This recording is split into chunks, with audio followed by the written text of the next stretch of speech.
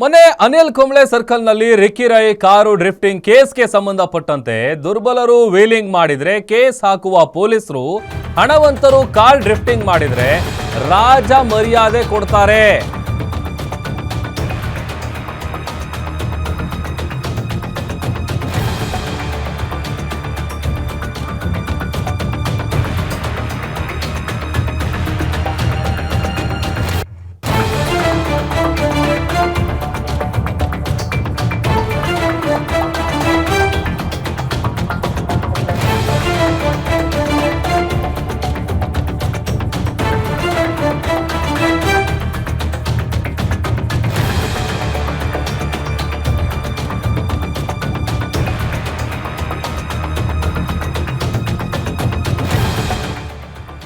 Anil Kumble circle ನಲ್ಲಿ Ricky Rai car drifting ಕೇಸ್ಗೆ ಸಂಬಂಧಪಟ್ಟಂತೆ ದುರ್ಬಲರು wheeling ಮಾಡಿದ್ರೆ ಕೇಸ್ ಹಾಕುವಂತ ಪೊಲೀಸರು ಹಣವಂತರು ಕಾರ್ ಡ್ರಿಫ್ಟಿಂಗ್ ಮಾಡಿದ್ರೆ ರಾಜ ಮರ್ಯಾದೆ ಕೊಡ್ತಾರೆ.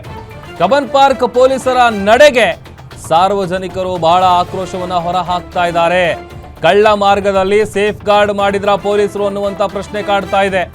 ಪುಂಡರು ಡೆಡ್ಲಿ ಡ್ರೈವಿಂಗ್ ಮಾಡಿದ್ರೆ ಕೇಸ್ ಹಾಕುವಂತ ಪೊಲೀಸ್ ಅಧಿಕಾರಿಗಳು ಅವರನ್ನ ಪತ್ತೆ ಮಾಡಿ ಬಿಫೋರ್ ಆಫ್ಟರ್ ರೀಲ್ಸ್ ಅನ್ನ ಮಾಡಿ ವೈರಲ್ ಮಾಡ್ತಾರೆ. ಈಗ ರಿಕ್ಕಿ ರೈನ ಹಿಂಬಾಗಿಲಿನಿಂದ ಕಳಿಸಿಕೊಟ್ಟಿದ್ದಾರೆ ಪೊಲೀಸರು. ಮುತ್ತಪ್ಪ ರೈ ಪುತ್ರ ರಿಕ್ಕಿಗೆ ಪೊಲೀಸರು ರಾಜ ಮರ್ಯಾದೆ ಕೊಟ್ಟಿದ್ಯಾಕೆ? ರಿಕ್ಕಿ ರೈಗೆ ಮಾಧ್ಯಮದವರಿಗೆ ಕಾಣಿಸದ ಹಾಗೆ ಸೇಫ್ ಮಾಡಿದ್ಯಾಕೆ? ಉಳ್ಳವರಿಗೊಂದು ಇಲ್ದಿರೋರಿಗೆ ಮತ್ತೊಂದು ಅನ್ನುವಂಥ ರೀತಿಯಲ್ಲಿ ಒಂದು ಕಣ್ಣಿಗೆ ಬೆಣ್ಣೆ ಮತ್ತೊಂದು ಕಣ್ಣಿಗೆ ಸುಣ್ಣ ಅಂತಾರಲ್ಲ, ಹಾಗೆ ಪೊಲೀಸರು ಇಲ್ಲೂ ಕೂಡ ವೆರಿ ಚೂಸಿ ಆಗಿರೋದು ಈ ಪ್ರಕರಣದಿಂದ ಗೊತ್ತಾಗ್ತಾ ಇದೆ.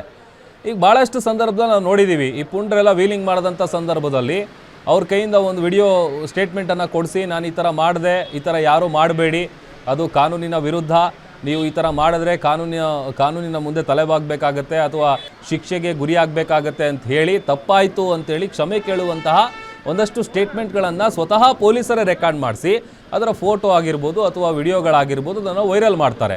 ಬಟ್ ಇಲ್ಲಿ ರಿಕ್ಕಿ ರೈ ವಿಚಾರದಲ್ಲಿ ಆಗಿಲ್ಲ. ಅವರಿಗೆ ಒಂದು ರೀತಿ ರಾಜ ಮರ್ಯಾದೆ ಕೊಟ್ಟಿದ್ದಾರೆ ಪೊಲೀಸರು. ಯಾಕೆ? ರಿಕ್ಕಿ ರೈಗೆ ಮಾಧ್ಯಮದವರಿಗೆ ಕಾಣಿಸದ ಹಾಗೆ ಸೇಫ್ ಮಾಡಿದ ಯಾಕೆ? ಕಬ್ಬನ್ ಪಾರ್ಕ್ ಪೊಲೀಸರ ಈ ಡಬಲ್ ಸ್ಟ್ಯಾಂಡರ್ಡ್ಗೆ ಸಾರ್ವಜನಿಕರು ವ್ಯಾಪಕ ಆಕ್ರೋಶವನ್ನು ವ್ಯಕ್ತಪಡಿಸ್ತಾ ಇದ್ದಾರೆ.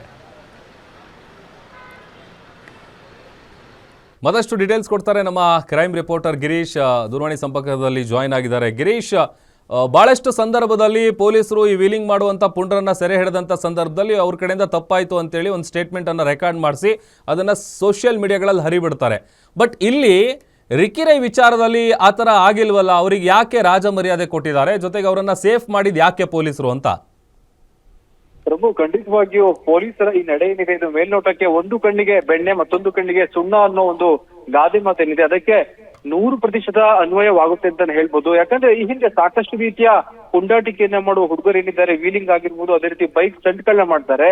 ಅವರನ್ನ ತಕ್ಷಣವೇ ಅರೆಸ್ಟ್ ಮಾಡದೇ ಇದ್ರೂ ಕೂಡ 2 ದಿವಸ 3 ದಿವಸ ಟೈಮ್ ಅನ್ನ ತೆಗೆದುಕೊಂಡು ಅರೆಸ್ಟ್ ಮಾಡ್ತಾರೆ. ನಂತರದಲ್ಲಿ ಅವರ ಅಫಿಷಿಯಲ್ ವೆಬ್ಸೈಟ್ ಏನಿದೆ ಅದರಲ್ಲಿ ಹೋಗಿ ಬಿಫೋರ್ ಆಫ್ಟರ್ ಅಂತ ಮ್ಯೂಸಿಕ್ ಆಗಿರ್ಬೋದು, ಅದೇ ರೀತಿ ಕನ್ನಡ ಚಲನಚಿತ್ರಗಳ ಡೈಲಾಗ್ ಗಳನ್ನ ಹಾಕಿ ಪೋಸ್ಟ್ ಮಾಡ್ತಾರೆ. ಆದ್ರೆ ರಿಕ್ಕಿ ರೈನ ಕೇಸ್ ನಲ್ಲಿ ಯಾಕೆ ಆ ರೀತಿ ಮಾಡಿಲ್ಲ ಅನ್ನೋದು ಸಾಕಷ್ಟು ಅನುಮಾನದ ಗೂಡಾಗಿದೆ ಅಂತ ಹೇಳ್ಬೋದು. ಯಾಕಂದ್ರೆ ರಿಕ್ಕಿ ರೈ ಅವರು ಮಾಡಿರುವ ಏನಿ ಒಂದು ಸ್ಟಂಟ್ ಇದೆ ಅಥವಾ ಡ್ರಿಫ್ಟ್ ಏನಿದೆ ಇದು ಅಂತಿಂತ ಏನು ಕಾರ್ ಸ್ಟಂಟ್ ಅಲ್ಲ ಅಂತಾನೆ ಹೇಳ್ಬೋದು. ಯಾಕಂದ್ರೆ ಒಂದು ಪಕ್ಷದಲ್ಲಿ ಹೆಚ್ಚು ಕಮ್ಮಿ ಆಗಿದ್ರೆ ನಿಜವಾಗಿಯೂ ಸಾರ್ವಜನಿಕರ ಆಸ್ತಿ ಪಾಸ್ತಿ ಹೋಗ್ತಾ ಇತ್ತು, ಅದೇ ರೀತಿ ಅಕ್ಕಪಕ್ಕದಲ್ಲಿ ಇರುವ ವ್ಯಕ್ತಿಗಳು ಕೂಡ ಹೋಗ್ತಾ ಇದ್ರು. ಅದಾವುದರ ಭಯವೂ ಇಲ್ಲದೆ ಇವರು ರಾಜರೋಷವಾಗಿ ಈ ರೀತಿಯ ಒಂದು ಡ್ರಿಫ್ಟ್ ಅನ್ನು ಮಾಡಿದ್ದಾರೆ. ಹೀಗಾಗಿ ಪೊಲೀಸರು ಅವರನ್ನ ಹಿಂಬಾಗಿಲಿಂದ ಕಳಿಸಿ ಅವರಿಗೆ ಸಹಾಯವಾಗುವಂತೆ ವರ್ತನೆಯನ್ನ ಮಾಡಿದ್ದಾರೆ. ನಿಜವಾಗಿಯೂ ಇದು ಸಾರ್ವಜನಿಕರಲ್ಲಿ ಸಾಕಷ್ಟು ರೀತಿಯ ಆಕ್ರೋಶಕ್ಕೆ ಕಾರಣವಾಗಿದೆ. ಹಣವಂತರಿಗೆ ಒಂದು ನ್ಯಾಯ ಅಥವಾ ಬಡವರಿಗೆ ಒಂದು ನ್ಯಾಯವೇ ಅನ್ನೋದು ಕೂಡ ವ್ಯಾಪಕ ಚರ್ಚೆಗೆ ಕಾರಣವಾಗ್ತಾ ಇದೆ. ಈ ಕುರಿತಂತೆ ಮುಂದಿನ ದಿನಗಳಲ್ಲಿ ಅಂದ್ರೆ ನಾಳೆ ಅಥವಾ ನಾಡಿದ್ದು ಪೊಲೀಸರು ಅಥವಾ ಯಾರಿದ್ದಾರೆ ಆ ಒಂದು ಟ್ರಾಫಿಕ್ ಇನ್ಚಾರ್ಜ್ ಅಥವಾ ಸಂಚಾರಿ ಪೊಲೀಸ್ ಡಿಸಿಪಿ ಇದ್ದಾರೆ, ಅವರು ನಿಜವಾಗಿಯೂ ಈ ಒಂದು ಘಟನೆ ಏನ್ ಮಾಡಿದ್ದಾರೆ ಕಬ್ಬನ್ ಪಾರ್ಕ್ ಪೊಲೀಸರು ಇದಕ್ಕೆ ಸೂಕ್ತವಾದಂತಹ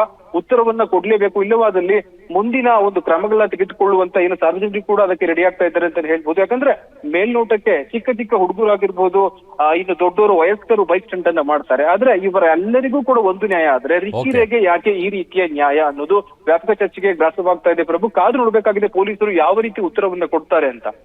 ಓಕೆ, ಥ್ಯಾಂಕ್ ಯು ಗಿರೀಶ್.